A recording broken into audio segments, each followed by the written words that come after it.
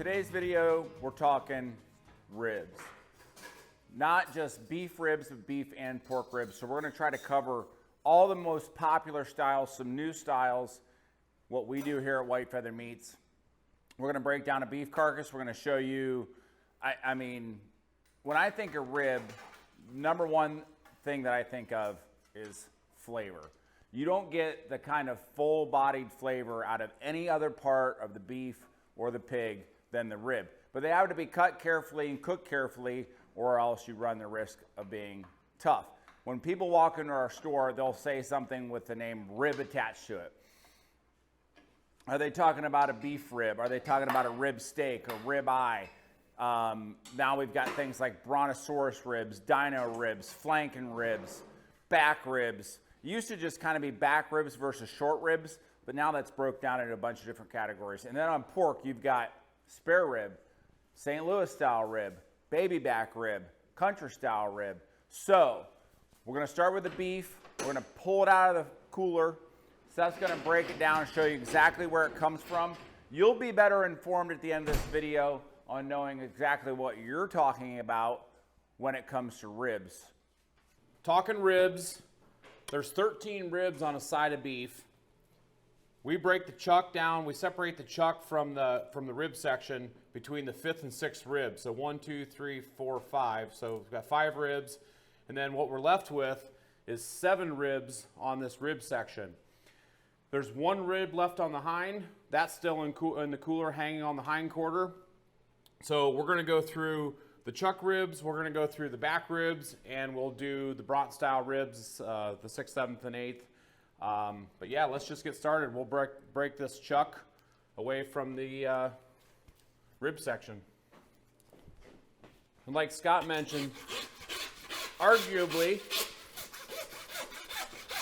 some of the best barbecue on the planet is beef ribs. So you see right here, this is where the rib eye lives, right in here. But this is the zone that we're talking about. There's so much good marbling, so much good fat, just incredible flavor, and just makes for some amazing barbecue. We'll start with just getting rid of the skirt steak here. And by getting rid of it, I don't mean that we're gonna put it into ground beef or anything like that. This will get saved and we'll sell it as a skirt steak. Pretty incredible. So now what I'm going to do is I'm going to start with removing the plate from the ribs.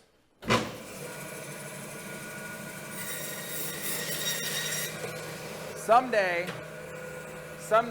we're going to show you beef bacon, which comes from this area. That's for another day.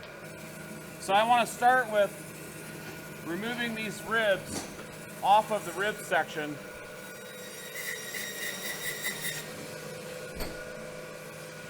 Just like that. And I'll set these over here. Now we'll go ahead and trim up this rib section a little bit.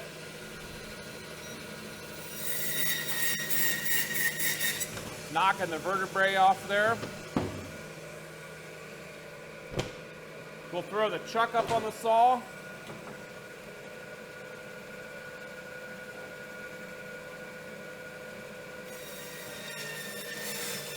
Take the brisket off.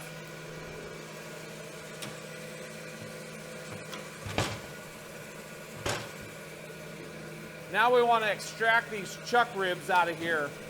And to do that, you have your chuck eye, you have your arm, your shoulder clod, all that stuff's right here. Your top blade steak, which is your flat iron. We'll save that for another day. So we're just going to go right in to getting these chuck ribs off of here.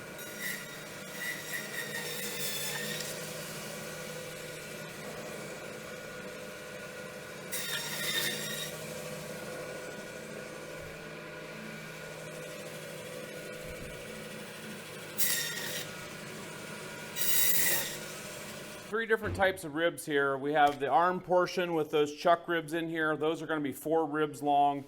Then we have these nice back ribs on that rib section like Scott just described. And then we'll do our 6th, 7th, and 8th brontosaurus rib. So let's just get started with the these chuck ribs first. So we start by cutting down through this section, and then I'll start right here, just dissecting these out.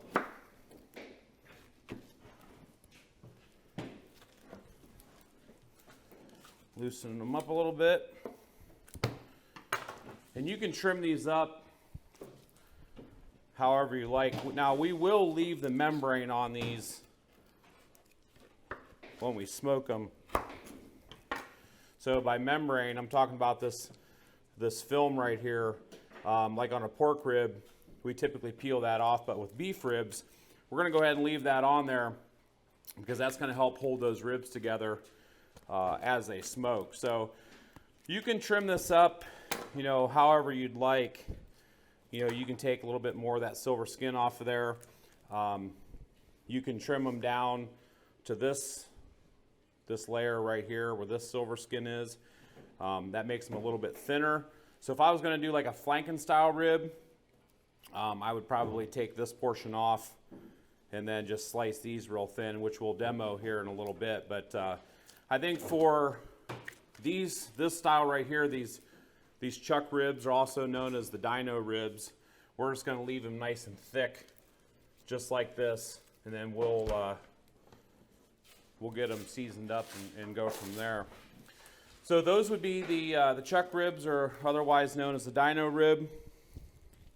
And if we get started on this rib section, we'll just remove the thin feather bones here.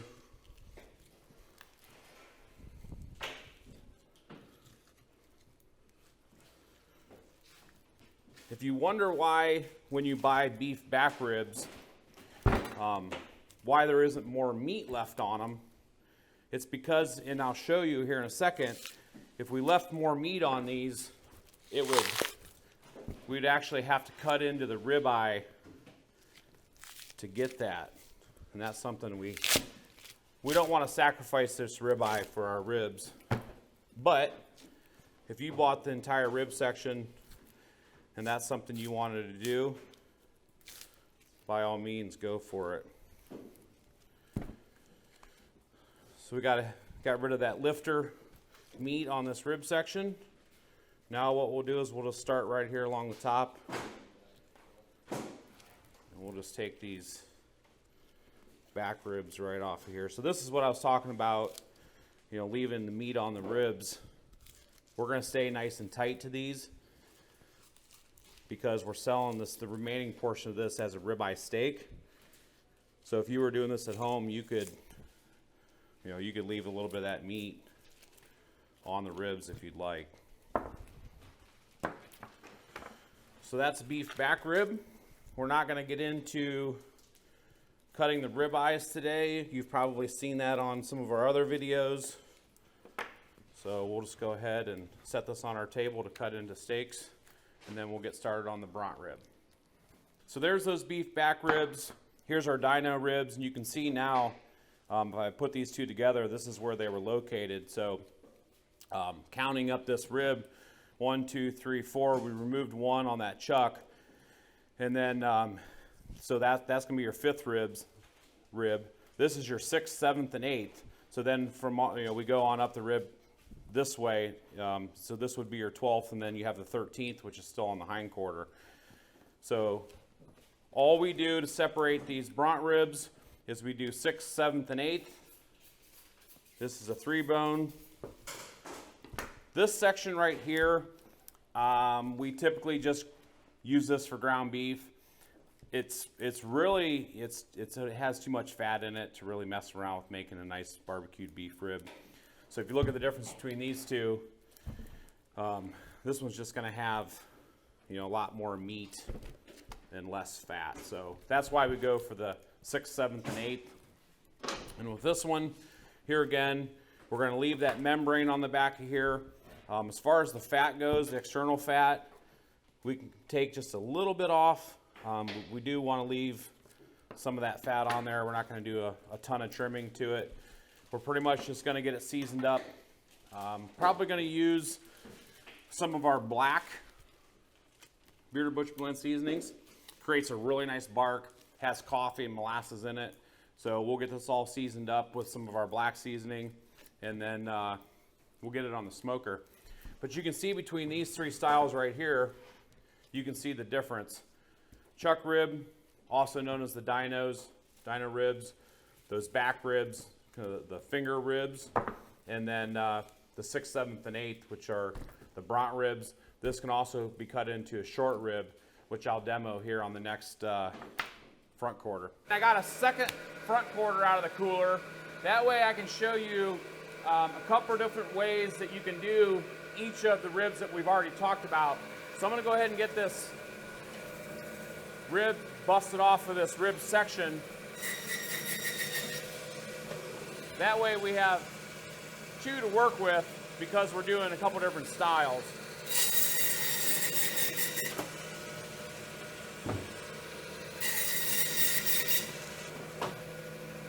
So 6th, 7th, and 8th, break that off of there, which I'll put these two side by side. That way you can see the difference between these two. Now, something else that you can do with this is you can make a short rib. So by doing that, I'm going to leave this 4 to 5 inches long and just cut it down through the rib like this. And I'll show you how we cut those. That chuck rib, let's go ahead and get another one.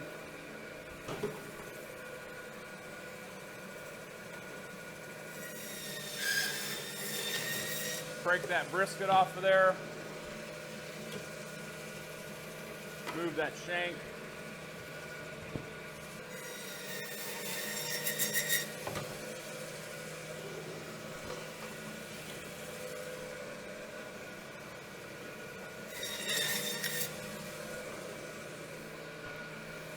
So beef short ribs, I'm going to go ahead and remove this outer layer of meat and fat off these. So we'll just take that off there. Now we're just going to cut down in between each rib. So you have some real nice short ribs. Do the same thing on this one.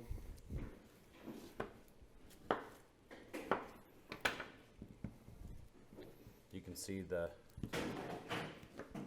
nice marbling in there. Those, I guarantee you, would be amazing. So I use the same cut as a bront rib. I just knocked those down into about a 4-inch wide piece, and those would be called your beef short ribs. Next, we want to do a flanken-style rib.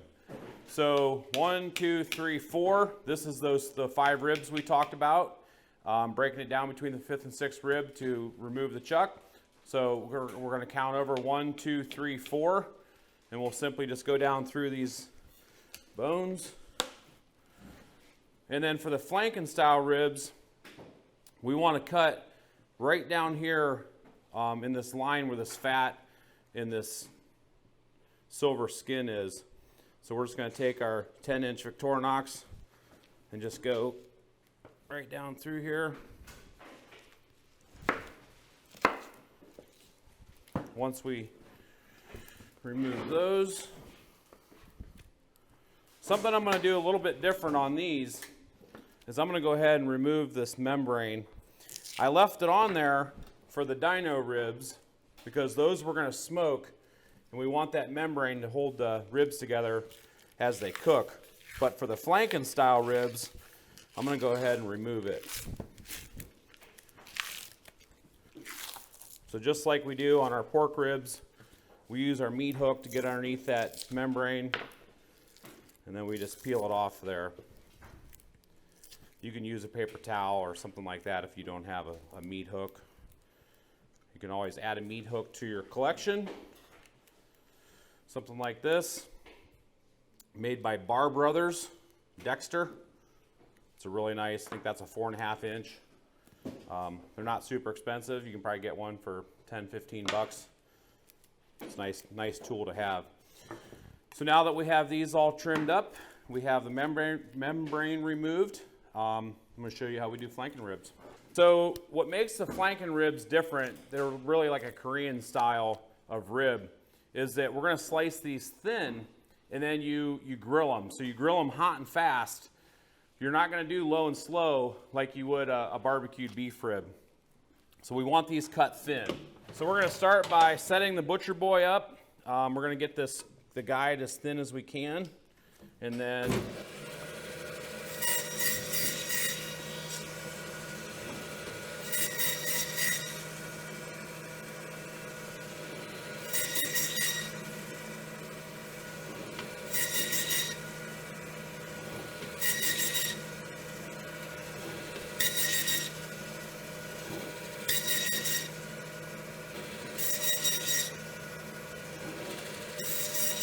so the further we get down here on the end, you can see there's less meat and more fat. So you can pretty much just save them until whenever you prefer. Then we'll just set these up. And there you have beef flanken ribs. So what you see is when you have, grab our meat scraper, and we'll go down through these and we'll scrape all these and get the sawdust off of them. So you have a nice thin rib.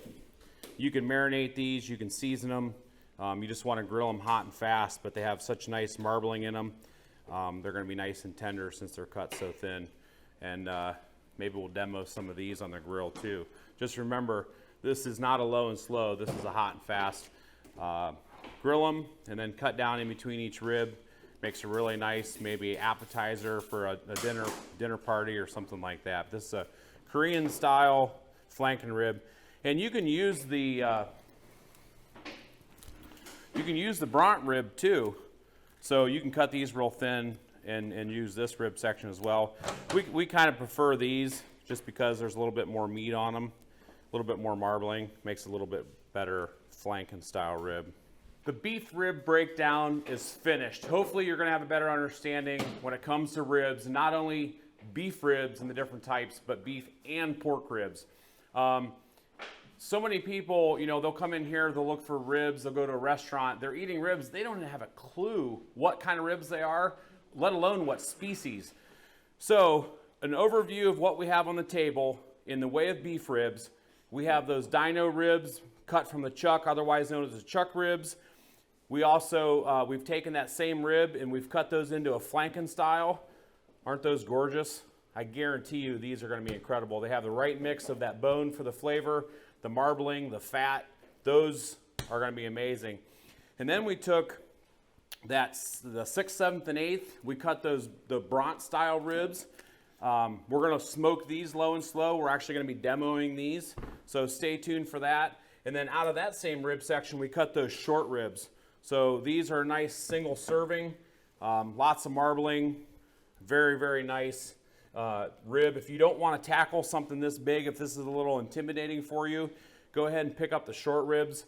Those will be a little less intimidating, maybe a little bit easier to do for you. And then we also have those finger ribs, which are also known as the back rib. Baby back ribs on pork pretty much come from the same location on the animal as the back ribs on a beef. So keep that in mind when you think of beef back ribs. Essentially, this is different species, but the same as a baby back rib on a pig. And we're going to demo those as well. So there you have the beef ribs. Going to wait a day. We're going to be butchering pigs tomorrow. And then we're going to be cutting them on Thursday. We're going to do the same breakdown on pork. So you get the side-by-side beef, pork, all things rib. And then we're going to the smoker. We're going to do some comparisons. It's going to be fun. So stay tuned for the pork.